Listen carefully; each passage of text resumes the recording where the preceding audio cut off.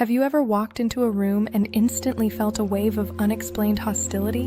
Or maybe someone called you intimidating, too much, or arrogant when all you were doing was showing up as your authentic self.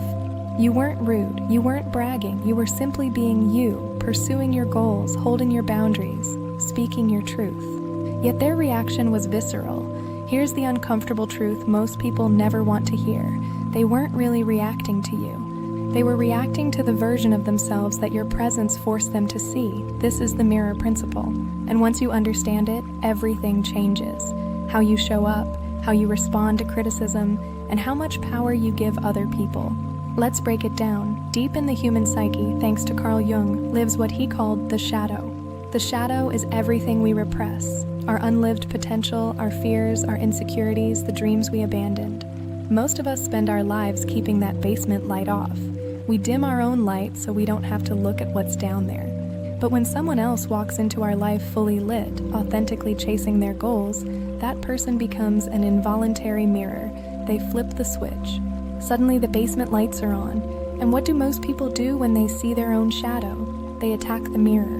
That's the mirror principle in action. This is why the projection reflex is so predictable. People don't attack what they hate. They attack what they secretly envy or fear becoming. They attack the version of themselves they refuse to become, the goals they gave up on, the boundaries they never learned to set, the voice they silenced years ago. Imagine every person carries a dark, unfinished basement full of unlived lives, regrets, and fears.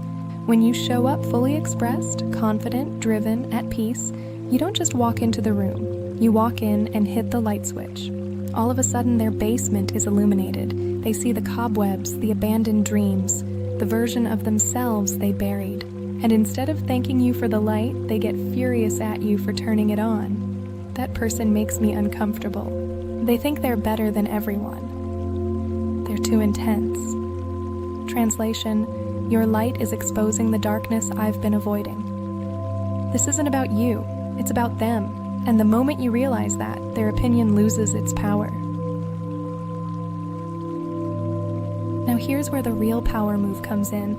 Neville Goddard taught something profound: the law of assumption.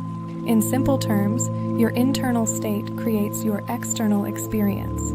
What you assume to be true about yourself becomes your reality. When someone projects their shadow onto you, most people fall into the trap of assuming the projection is true. They start second-guessing. Am I too much? Should I tone it down? Maybe I should play smaller so they feel comfortable? That's the biggest mistake you can make. Instead, stay anchored in your own state. Assume that their reaction is information about them, not about you. Assume that your authenticity is not a threat, it's a gift. Assume that the right people will be drawn to your light. When you hold that assumption firmly, their fear can't pull you into their basement. You remain upstairs in your own light. This doesn't mean you become cold. It means you practice compassionate detachment. You can have empathy without making it your responsibility. You can understand they're projecting without volunteering to be their therapist. You can see their fear without dimming your light. The moment you stop taking their reaction personally, two things happen. You stop shrinking, and you start using their triggers as pattern recognition. Every time someone gets weirdly hostile, gossips, or labels you, pay attention. That reaction is a mirror showing you exactly what they struggle with. Over time, you'll see patterns so clearly you'll almost feel psychic. You'll know who is safe to be fully yourself around. So how do you live this in real life? When someone calls you intimidating, smile and say internally, "Thank you for noticing my light." When you feel the urge to explain yourself, pause and ask, whose basement am I trying to fix right now? When groupthink kicks in and the room wants you to shrink, refuse. Your authenticity is not a group project. The world needs more people brave enough to turn the lights on, first in their own basement, then naturally in everyone else's. So the next time you feel that unprovoked hostility, remember, you didn't do anything wrong. You simply turned on the lights. And some people would rather stay in the dark. That's not your problem. That's their shadow. Keep shining. The right people will thank you for the light. I'll see you in the next one. Stay authentic.